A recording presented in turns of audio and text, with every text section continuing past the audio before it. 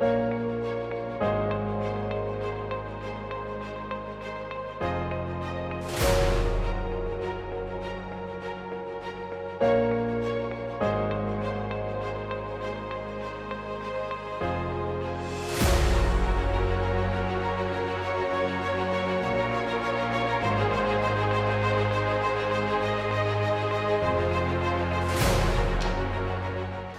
Dugat, bonjour. Bonjour.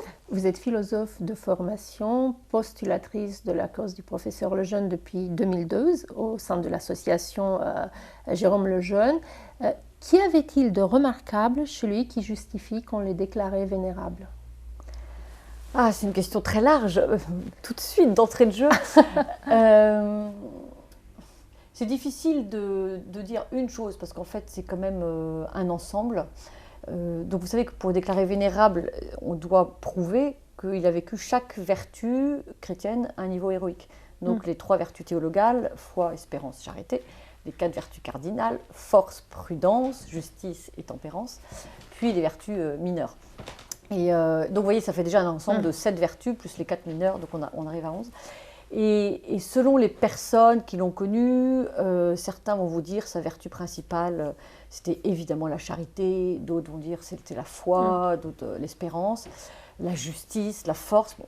Et c'est vrai qu'en creusant sa vie, en l'étudiant, on est tenté de dire que c'est effectivement chacune de ces vertus qui était très exceptionnelle.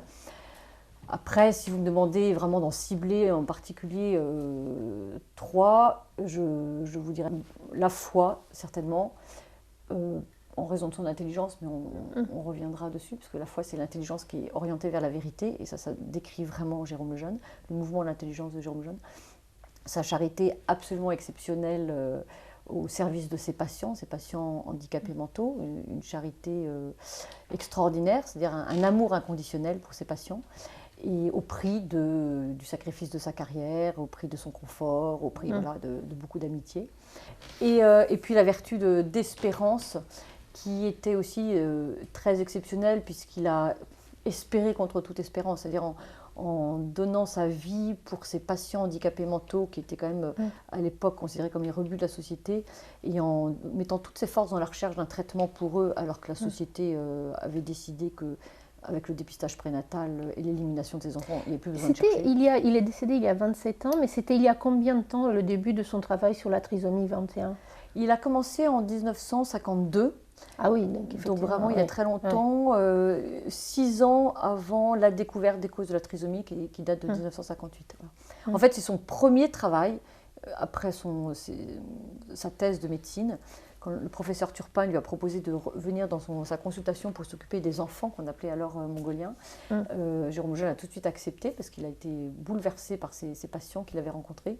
Et tout de suite, il a écrit une très belle lettre à sa fiancée d'alors. Il se mariait la semaine d'après. Il a dit voilà, j'ai rencontré ces enfants dans le service du professeur Turpin. Et je suis sûre qu'il y a quelque chose à faire pour eux, de trouver pourquoi ils sont comme ça et de trouver comment on pourra les guérir de cette maladie. Et nous y arriverons. Et je dis nous, si toi aussi tu es d'accord pour m'aider, parce que moi tout seul je n'arriverai à rien. Cela nous demandera beaucoup d'efforts, beaucoup de sacrifices, nous ne serons pas riches, mais c'est vraiment un but passionnant pour notre vie. Et ça, cette lettre date du mois d'avril 52. Donc vraiment, il se lance dans l'aventure à ce moment-là. Oui. Et quelles ont été, c'est une question un peu large peut-être aussi, mais quelles ont été les difficultés dans son travail tout au long de sa vie, dans le combat pour la vie? Alors, il a rencontré beaucoup de difficultés. Les premières années de sa vie, non, parce que j'allais dire de 52 à 70, grosso modo. Bon, là, c'est vraiment le plein épanouissement de sa carrière. Il se lance dans ses recherches avec talent. Il découvre la trisomie 21. Ensuite, il est déjà repéré comme un grand expert des radiations atomiques, donc il est nommé expert à l'OMS. Il est à l'ONU.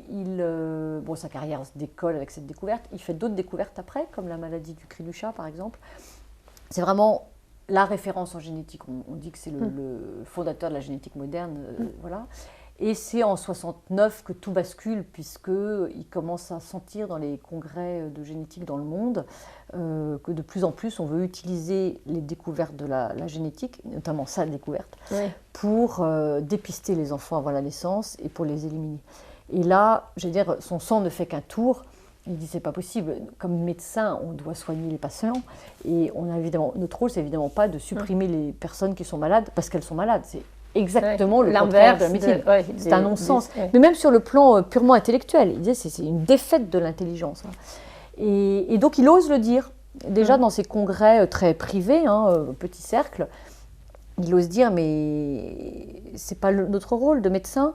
Réfléchissons à notre rôle, réfléchissons aux conséquences eugéniques pour toute la société.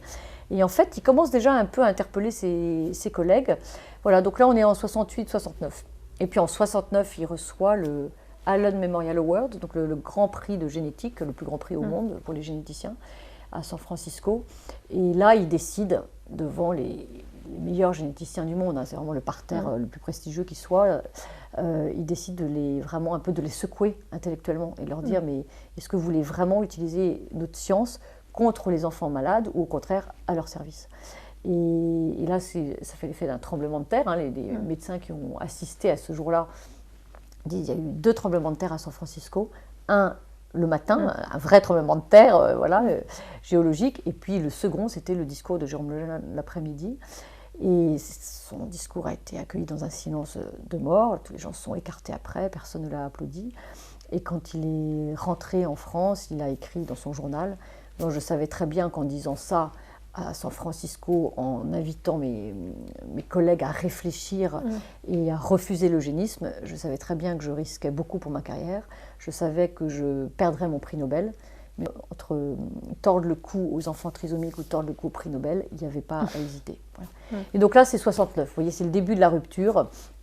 Et à partir de là, on voit la courbe des invitations s'écroule. Il n'est plus invité dans les congrès de génétique. Donc ça, des années 70 à 80. Et puis en 80, en France, le CNRS lui coupe ses crédits de recherche. Son équipe part faire un laboratoire parallèle au sien. Il se retrouve tout seul avec une autre chercheuse, assis sur ses caisses, avec plus de matériel, plus d'argent, plus d'équipe. Donc il faut voir quand même ce que ça veut dire. C'est-à-dire au top de sa carrière, et tout d'un coup, il n'a plus rien. Il a moins que quand il avait commencé tout jeune chercheur, quoi. Donc, et là, c'est la traversée du désert. À partir des années 80, on peut dire que c'est une traversée du désert sur le plan scientifique, mais compensée par une autre envolée comme serviteur de la vie. Voilà. Est-ce que c'est peut-être indiscret de vous poser cette question? Je la pose peut-être d'autant plus parce que nous sommes aujourd'hui chez le professeur Lejeune, dans sa maison, avec exactement. Vous, grâce à vous, à Paris. Quelle chose a déclenché à vous cet intérêt pour le professeur et cet amour que vous avez? Je ne le dis pas seulement pour ce livre paru il y a 2 ans au titre si beau, La liberté du savant. Je vous demanderai pourquoi le savant et pas le scientifique, parce que je trouve que c'est très intéressant de l'avoir dit comme ça. À quel moment de votre parcours à vous, le professeur Lejeune, et pour quelle raison est-il rentré dans votre vie? D'abord, j'ai commencé tout simplement à travailler à la Fondation Lejeune comme responsable de la communication et des questions de bioéthique. Ensuite, je pense que j'avais un intérêt personnel parce que mon propre père est médecin, s'est beaucoup investi aussi au moment de la loi sur l'avortement en France. Il est de la génération de Jérôme Lejeune, à 5 ans près. Et c'est un peu le même genre de personnes, c'est-à-dire ils ont reçu la même éducation, la même évidence de l'intelligence et de la foi. C'est-à-dire que devant un être humain, un petit enfant démuni, le rôle du médecin est évidemment de le protéger et pas de le supprimer. Donc pour moi, tout ça était une évidence. Et puis donc, je suis rentrée à la Fondation avec plaisir pour travailler au service de cette belle cause de la vie et des enfants handicapés. Et puis ensuite, quand le cardinal 23 a demandé l'ouverture du procès de canonisation, voilà, on a demandé au père Jean-Charles Naud d'être le postulateur, qui m'a ensuite demandé d'être vice-postulatrice. Mais en fait, pour moi, tout ce travail au service de Jérôme Lejeune, c'est... Oui, c'est vraiment presque comme une seconde nature pour moi. Enfin, tout me paraît absolument évident. Avez-vous pu le rencontrer physiquement? Pas vraiment. Je n'ai jamais rencontré. Mais je trouve tous ces discours, ces conférences, ces textes Enfin, tout est mesuré et juste et c'est vrai. Et du coup, j'ai vraiment une joie particulière à le lire et une joie qui ne s'éteint pas. Et parfois, je me dis, c'est ridicule. Ça fait quand même maintenant 21 ans que je travaille que je suis rentrée à la Fondation Le Jeune. Ça fait, le procès de canonisation s'est ouvert en 2007. Donc voilà, ça fait 14 ans que je travaille sur ces textes. Hein. Je commence à les connaître quand même un petit peu. Et parfois, j'ai encore les larmes aux yeux, tellement je trouve ça beau en le lisant. Il y a une vraie joie de l'intelligence avec Jérôme Lejeune, ce qui est assez rare. Ce qui est assez rare parce que... C'est ce que disait son ami Jean-Paul II de lui. D'ailleurs, vous le mettez, je crois, même ici.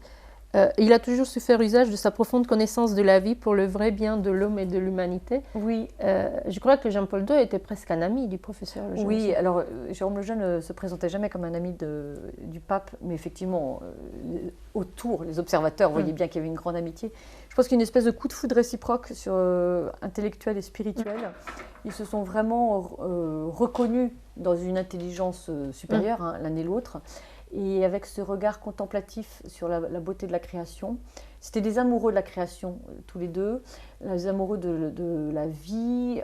Chacun voyait un prix infini en chaque vie humaine, même la plus blessée, bien sûr. C'était tous les deux des hommes de théâtre. Et puis beaucoup, tous les deux, le sens de l'humour. Et je pense que Jean-Paul II trouvait en Jérôme Lejeune l'homme qui pouvait lui apporter les arguments de science, voilà, qui lui apportait les éléments scientifiques qui pouvaient donner des arguments pour parler au monde, voilà, puisque la foi et la science vont dans le même sens. Donc Jean-Paul II avait les arguments de la foi, y compris de la raison, parce qu'on sait à quel point c'était un homme rationnel. Et Jérôme Lejeune lui apportait les arguments de la raison, mais scientifiques. Voilà. Et donc tous les deux allaient dans la recherche de la vérité et pour l'exposer au monde avec des arguments complémentaires. Donc il y avait vraiment une belle complémentarité de leurs intelligences. Quel a été votre travail en tant que postulatrice? Qu'est-ce que cela veut dire concrètement? Alors le postulateur, c'est vraiment celui qui croit à la sainteté de son serviteur de Dieu, et puis qui doit apporter les preuves à la congrégation des causes des saints à Rome de cette sainteté. Et du coup, il nous est vraiment demandé d'apporter la preuve de l'héroïcité de chacune des vertus dont nous parlions au début. Et pour ce faire, il y a d'abord une enquête dans le diocèse où est morte la personne, donc en l'occurrence à Paris pour Jérôme Lejeune. Et cette enquête se fait avec donc une commission historique, des théologiens, un tribunal nommé par l'archevêque qui va entendre les témoins. Et le postulateur, en fait, lui, n'apparaît pas dans tout ça, mais c'est un peu le chef d'orchestre. Voilà. Il s'assure que la commission historique travaille et avance, les théologiens avancent aussi. Il ne rentre pas dans ce travail, ce n'est pas son domaine, mais voilà, il s'assure que tout ça avance bien. Et à la fin, il réunit toutes ces preuves, et ces preuves partent à Rome. Donc là, nous, ça a duré 5 ans, 2007-2012. Et on a tout envoyé à Rome. Donc nous, c'était à peu près 45 000 pages, donc 15 000 pages en 3 exemplaires. Voilà. Donc en fait, il faut tout étudier, tous les documents de Jérôme Lejeune. Donc il y avait plus de 100 000 pages, parce qu'entre toutes les lettres qu'il a envoyées, reçues, ses articles, ses publications, ses conférences, etc. Donc on sélectionne tout ce que lui a écrit et voilà, on le reproduit, ça part à Rome.